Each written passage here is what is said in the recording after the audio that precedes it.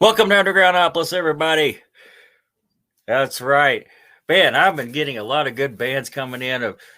Thanks to uh, thanks to Pavement Record or Pavement Entertainment. I don't know if it's Pavement Records or Pavement Entertainment, but for sure, they've got a lot of good stuff coming out, and tonight's guest is one of them. But before we get into that, I'm just going to give a little shout out to my buddy Buckshot George. It is all talent open mic jamboree at the Golden Nugget, 2922 Hikes Lane, Louisville, Kentucky, every Tuesday night. And if you've ever been to one of his, or if you've ever been to the Golden Nugget, because if you feel like you're in freaking Vegas, even though there's no slot machines or anything, the interior of it just looks like Vegas. And if you're on that stage with the big Dion behind you, it's a great place to make a video. So if you like to hit an open mic every once in a while and got nothing to do on a Tuesday night, head on down to the Golden Nugget with my buddy Jason, or AKA Buckshot George, and hit his open mic. And 21st in Germantown this Sunday may have the open mic, a Sunday Night Live open mic. The host may look a whole lot like me. just this one time. My buddy, local comedian Uncool Randy, host that open mic. I started it, and then I had to step down, and Randy took it over, and he's done a really great job with it. And he's got another show, and I just might be the guest host, come out of retirement for one night only.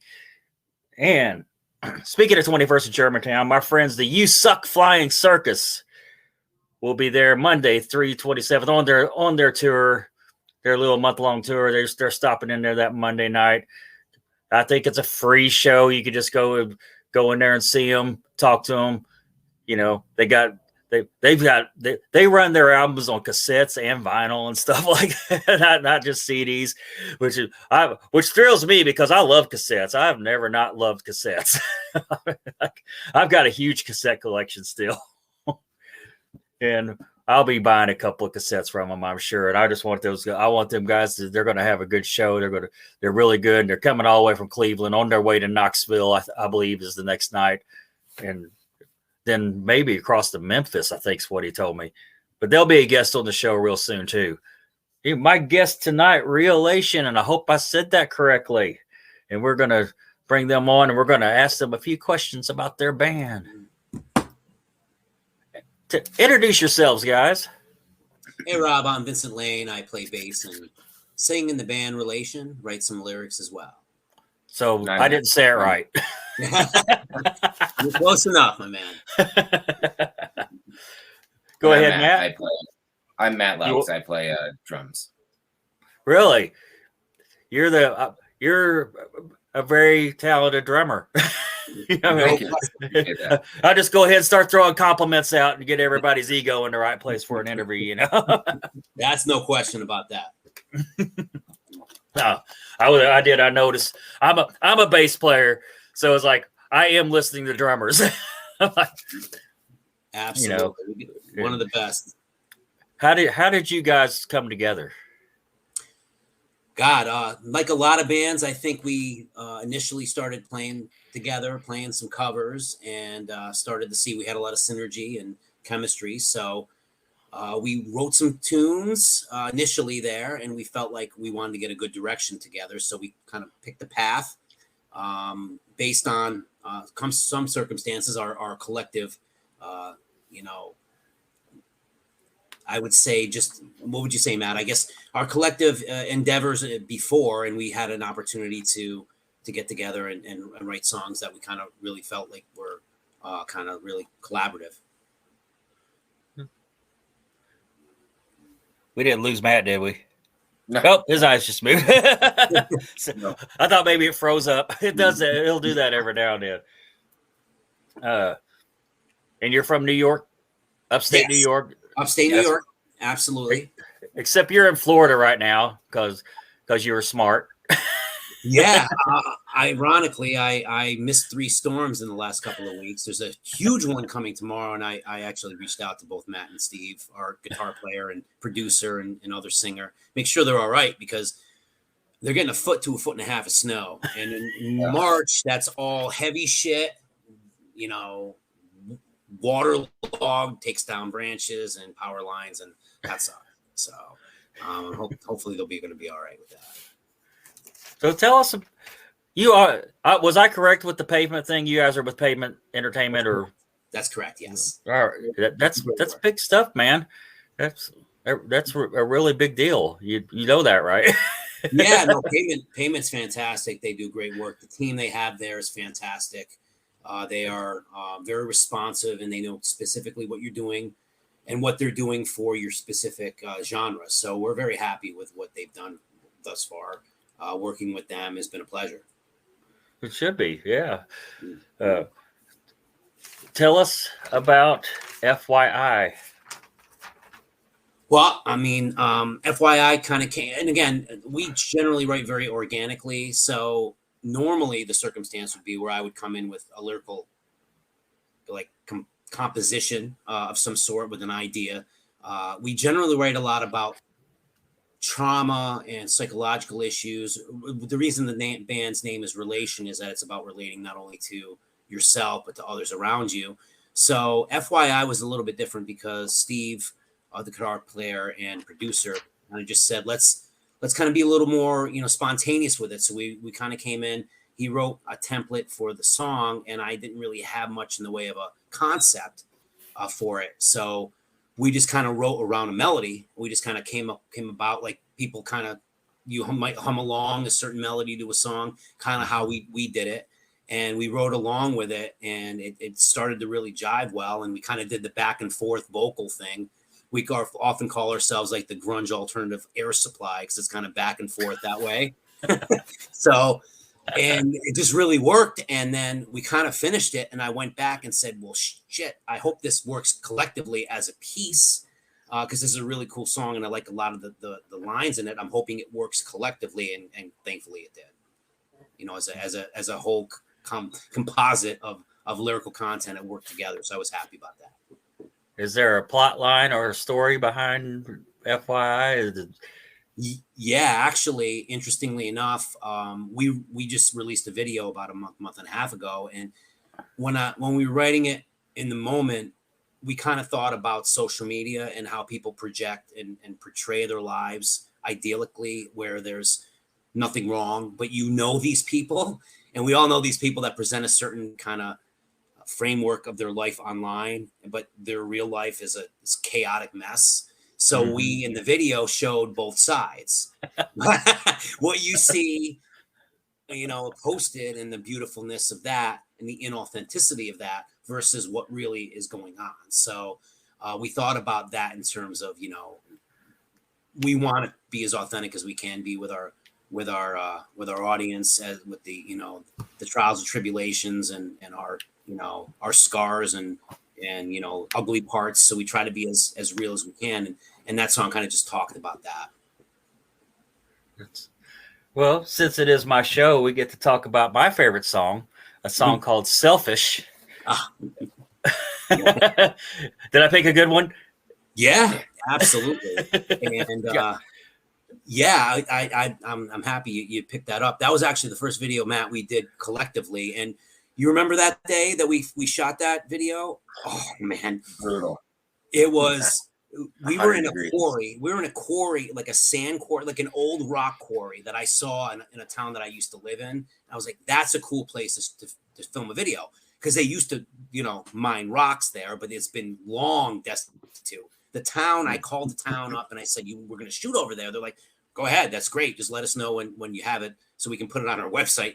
It's a small town, but interestingly enough, we went down in there and it was the hottest day. And it was early June, but it was like 95. And in there, you just sat, it was like a bowl of heat.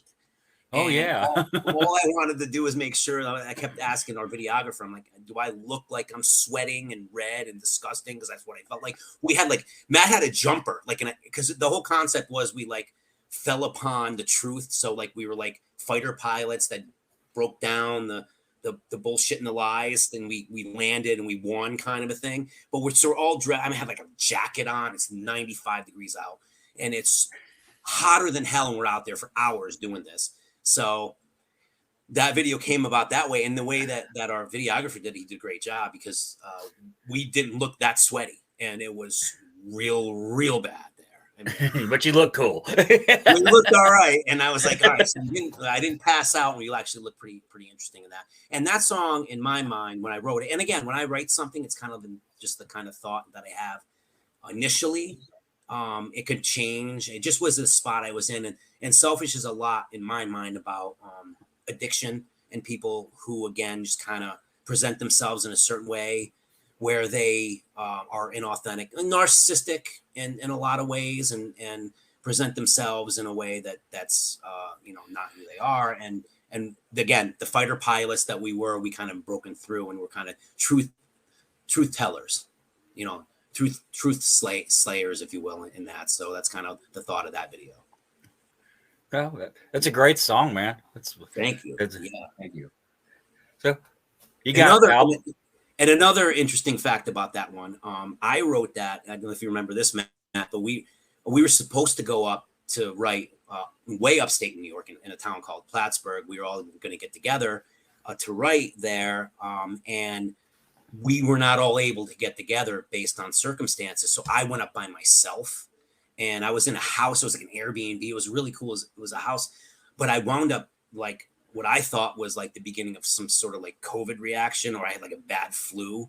So I was there, and Steve and Matt sent me the song. So I kind of wrote the words there, right on the cusp of being like deliriously sick, driving back like 4 hours.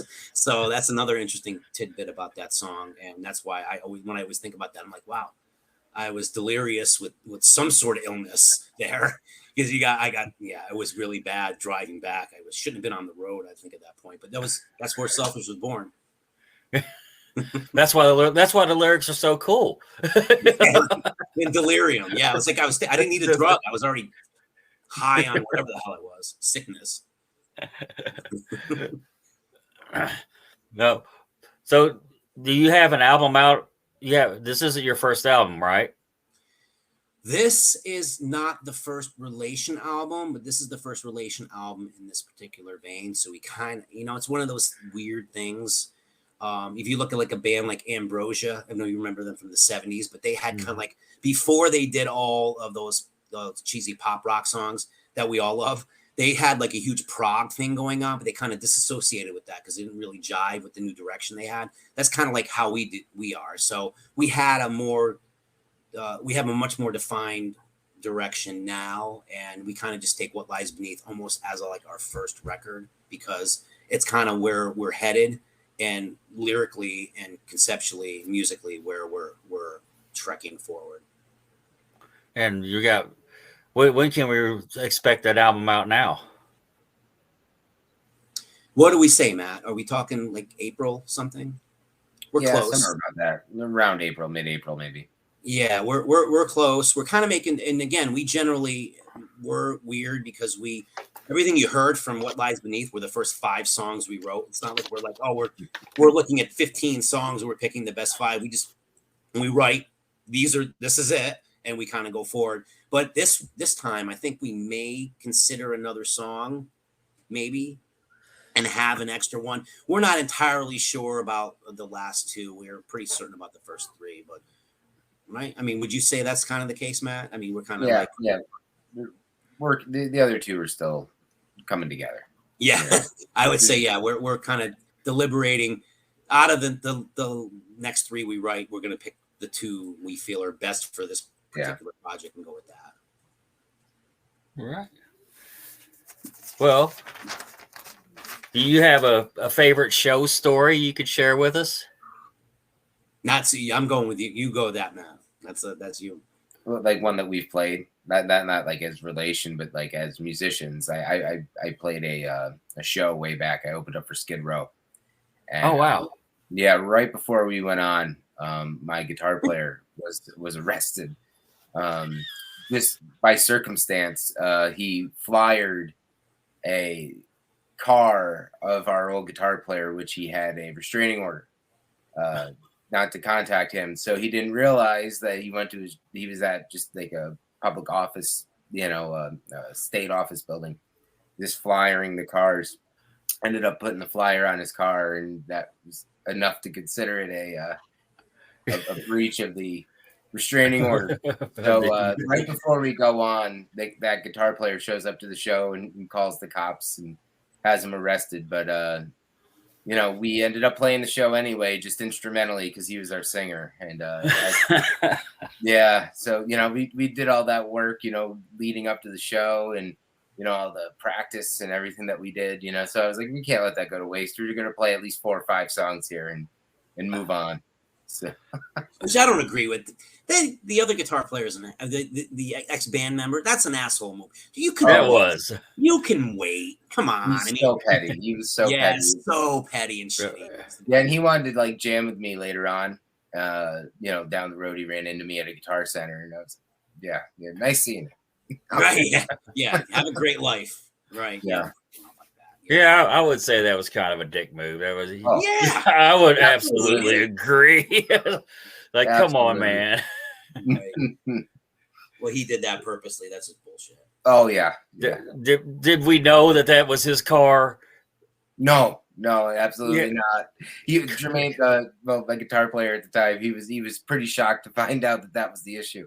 It was like a Honda Civic, probably, where there's 10,000 of the same car. A beat up Civic or something. Yeah. Yeah. No one's gonna know. That's bullshit. I'm calling it.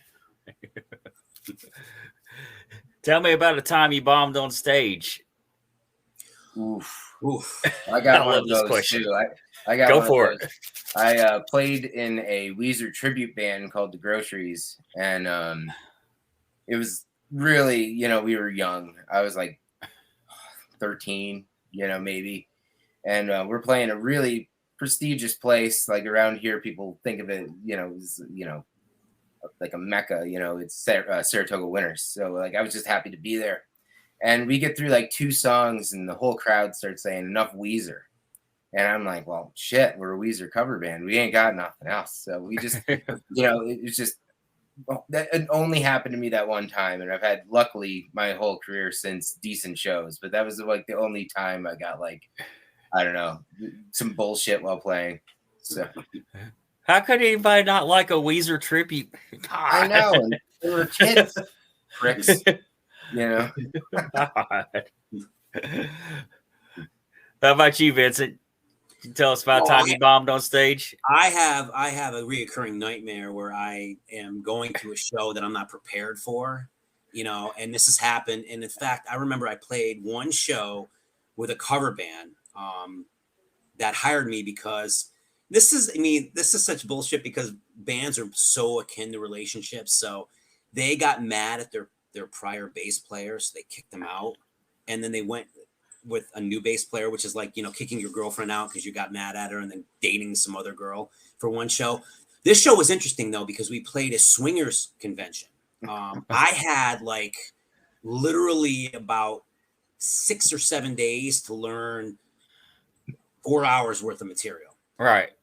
And it was distracting enough not knowing the material, but playing a swingers convention when there's some fuck tent going on next right side of you, and there's nakedness going on. It was I just wasn't prepared, and for me, I was so uncomfortable with not being prepared. But I was like, well, and then they were like, well, we're going back to the old bass player right after that show, which come to find out, as I've kind of followed them afterward, is that was the best show they've ever had. They ever went to a book. So I was like, well, fuck it. I played your best show anyway. But that's kind of a recurring thing, is we have a show tonight. I'm playing with a band I've never played with, and I don't know anything. And I got to go up there, and show times in 40 minutes. And I'm like, So that's probably it. And there's probably been more than that, but that kind of is the one that kind of sticks in my mind. A swinger party? No, why would that not stick in your mind? Yeah, and it was interesting. After the show, they kind of you gravitate toward. Let's just say that you gravitate towards that tent, and then there was bottle service going around afterwards. So people were like, "Would you like a Heineken?" I'm like, and somebody with a tray. I'm like, "Yeah, sure."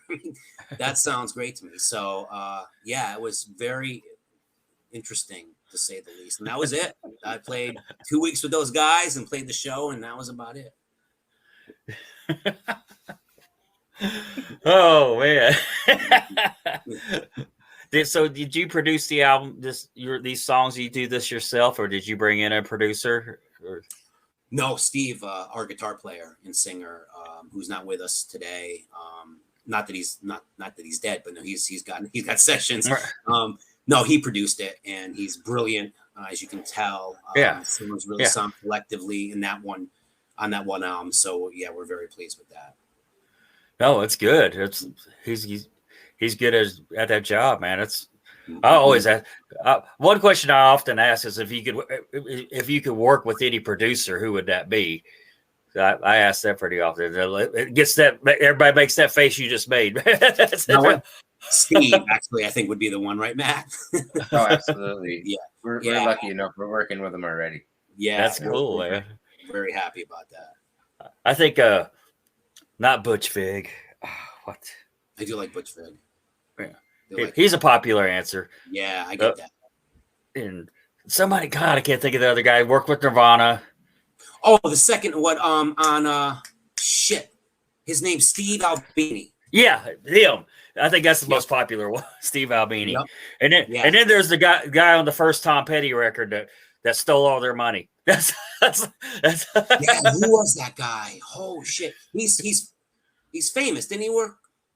Yeah. Who was that? I can't ever remember his name, man. Yeah. Well, good. He's a fucking thief. We don't need to remember his name. No, we don't need him. It's like that's what everybody references to. Well, he's the guy that stole all their money, but he produced a great record. Right. No, definitely. Guys, is there anything you want to add in? Well, let's shout out our social media. So if you want to follow us, relation.com, relationmusic.com, they go to the same spot. On Facebook and Instagram, it's Relation Music. That's REALATION. We have an exclusive fan group on Relation, which you can just ask for membership to. We'll grant you it. And you can kind of see we do some backstage stuff and, some interesting shit when we travel. And, we played a show in Atlantic City, and I think there's drunken video of us somewhere on that page. So you never know what you're going to get, and it's kind of a lot of fun. So we have that. And then, we go on our website, we have the What Lies Beneath CD signed by us. And we have, a lot of like combos with the t-shirts, but we do have Revealed coming out, which is the new record, mid to late April. And join us, follow us, send us an email, and we will let you know when that's out. And we promise you it's going to kick your ass. There will be links to all this in the description of the video. And if you like this video, be sure to give it a thumbs up and a subscribe. I want to thank you guys so much for being my guest tonight. Thanks for having us.